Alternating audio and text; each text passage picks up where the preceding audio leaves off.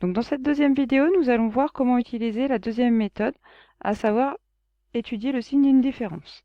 Donc là, on souhaite démontrer que pour x entre 1 et 2, cette chose-là est plus petite que celle-ci. Donc la démarche qu'on a vue, va être de prendre la différence, donc soit gauche moins droite, soit droite moins gauche, et de chercher le signe de la différence. Donc là, je vais faire très bêtement, allez, gauche moins droite. Donc qu'est-ce qu'on dit?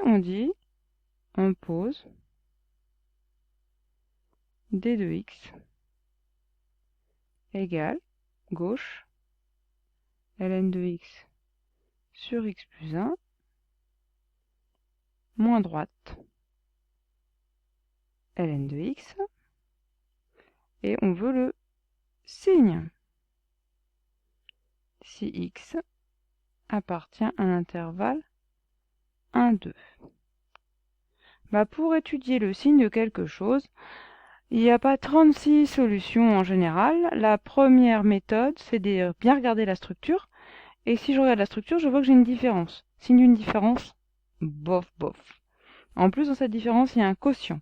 Donc, premier réflexe, mettre au même dénominateur. Le dénominateur commun, je vous renvoie aux vidéos que j'ai déjà faites là-dessus, mais je pense que vous savez faire. Ça va être x plus 1. Donc, on va multiplier à droite par x plus 1 en haut et en bas. Donc, on va garder ça, moins, et on va faire ln de x fois x plus 1 sur x plus 1. Évidemment, il va y avoir une faute. Voilà, je multiplie par x plus 1. Vous êtes content, non? Moi pas. Parce que là, j'ai pas multiplié par x plus 1, j'ai juste multiplié par x. Oui, avec la couleur, c'est plus joli, mais ça n'empêche pas de mettre des parenthèses. Et comme on l'a vu dans la vidéo, avant de s'amuser à distribuer, blablabla, on commence par écrire ça sous forme d'une seule fraction, ce qui nous évitera peut-être des erreurs de signe. Donc ln de x moins ln de x fois x plus 1. Bien noter la différence des parenthèses. Là, j'utilise deux types de parenthèses bien distincts. Il y a un premier type de parenthèse qui est la parenthèse fonctionnelle. C'est l'image de x par la fonction logarithme. Et ici, une deuxième parenthèse qui est une parenthèse pour grouper et qui va avec le fois. Donc attention à ne pas mélanger ces deux parenthèses qui sont totalement différentes au niveau du sens. Et donc maintenant qu'on est là, on voit bien qu'il va y avoir peut-être du k fois a plus k fois b à faire, ou alors une factorisation pour les plus à l'aise. Mais quelle factorisation vous feriez? Oui, par ln de x. Donc option 1, la plus efficace, factorisée par ln de x. Option 2, si j'y arrive pas, développer. Donc factorisé par ln de x, je vais recopier quand même pour bien voir ce qui se passe. J'ai ln de x moins ln de x fois x plus 1 sur x plus 1. Donc je visualise que c'est de la forme k fois a plus k fois b, avec un k qui serait ln de x, puisqu'ici vous avez bien la structure séparante. Donc on va pouvoir mettre ln de x en facteur. Et donc que va-t-il rester dans la parenthèse? Bien sûr qu'il va rester un moins. Qui est-ce qui va avec le premier ln de x? Il n'y a personne, ça veut dire que il est 1 en quelque sorte, donc c'est fois 1. Et puis avec le deuxième, c'est x plus 1. Attention, qu'est-ce qu'il ne faut pas oublier? Bien sûr la parenthèse. Si vous ne mettez pas la parenthèse, ce moins-là, il ne va pas aller comme il faut. Donc voilà. Et donc notre d de x devient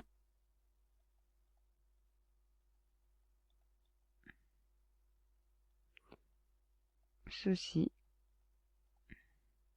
Et donc, en simplifiant, ln de x fois 1 moins x moins 1 sur x plus 1, ce qui donne juste 1 moins 1, ça fait 0, donc il va rester ln de x fois moins x, donc moins x ln de x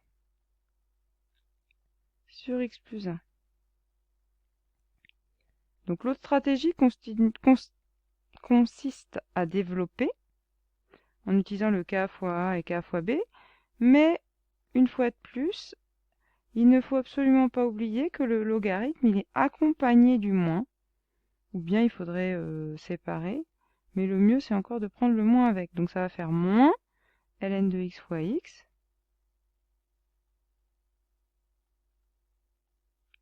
et moins ln de x fois 1. Le tout sur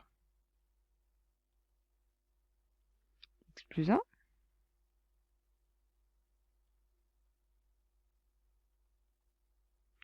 Ce qui donne, bah regardez, ln de x moins ln de x fois 1, ça, ln de x fois 1, c'est exactement ln de x. Donc les ln de x s'en vont, et il va nous rester moins ln de x fois x sur x plus 1, c'est-à-dire exactement la même chose qu'à gauche. Donc en fait, les deux démarches ici étaient totalement équivalentes.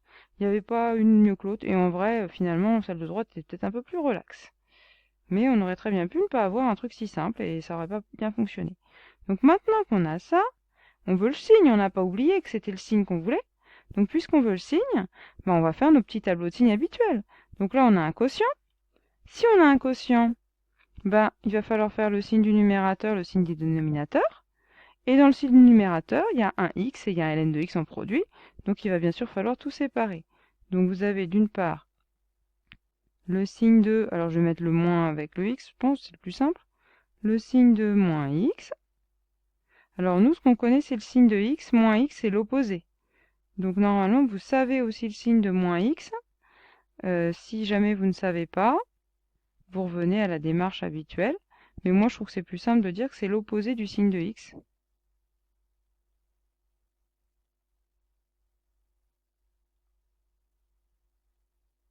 Et celui de x, celui qui ne le connaît pas par cœur, il est prié de retourner travailler les études de signes basiques.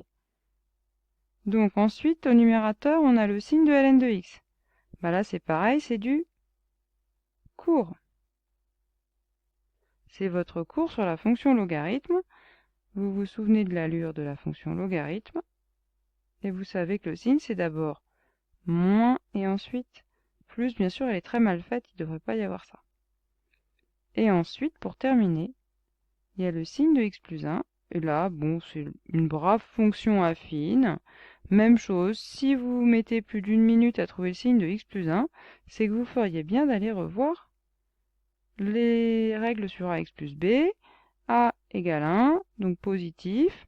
X plus 1 s'annule en moins 1.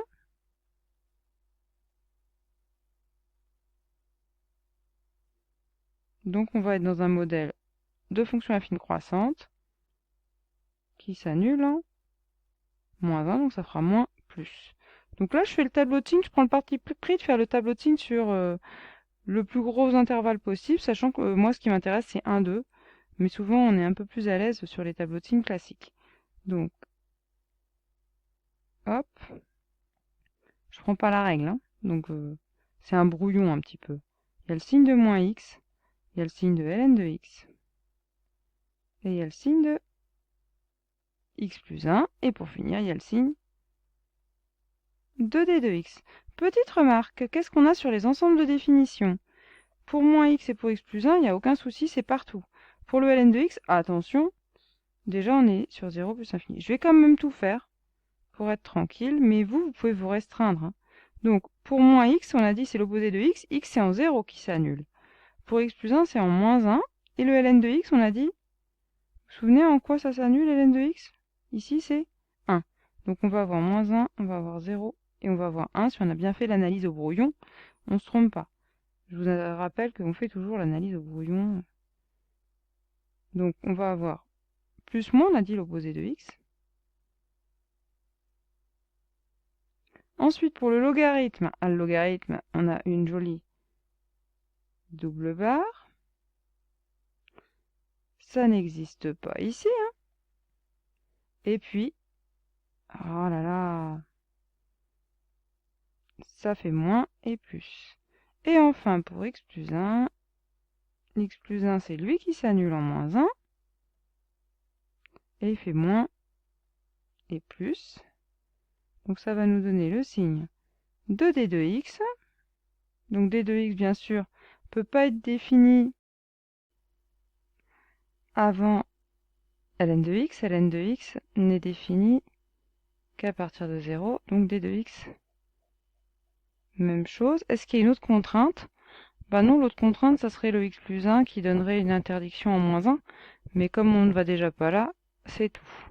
Donc le signe de d de x, ça va faire moins fois plus, 0 ici, et ici moins fois plus, moins. Donc voilà le signe de d de x sur 0 plus infini.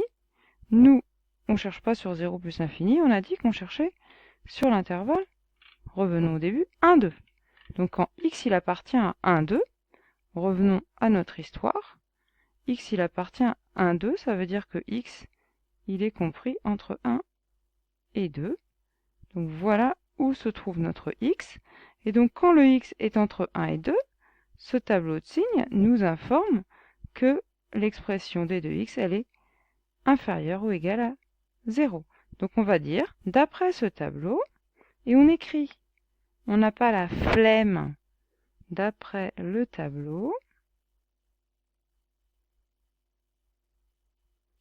si x appartient à 1, 2, alors d de x est inférieur ou égal à 0, c'est-à-dire, on revient à la définition de d de x, ln de x sur x plus 1. Là, il ne faut pas être fainéant à ce moment-là, hein. Il faut tout écrire. Vous devez convaincre. Parce que si vous ne convainquez pas, la réponse, je vous rappelle qu'elle est écrite. On vous a demandé de démontrer que. C'est-à-dire, ln de x sur x plus 1 est inférieur ou égal à ln de x. Et si vous regardez bien, c'est exactement ce qu'il fallait démontrer. Donc on peut mettre un gentil CQFD si on veut, mais en tout cas on entoure bien la réponse et on est très heureux d'avoir réussi. Voilà pour cette démonstration. Une question supplémentaire, ça pourrait être la position relative de la courbe de ça par rapport à la courbe de ça. Mais ça, on l'a travaillé, c'est à vous de le retravailler.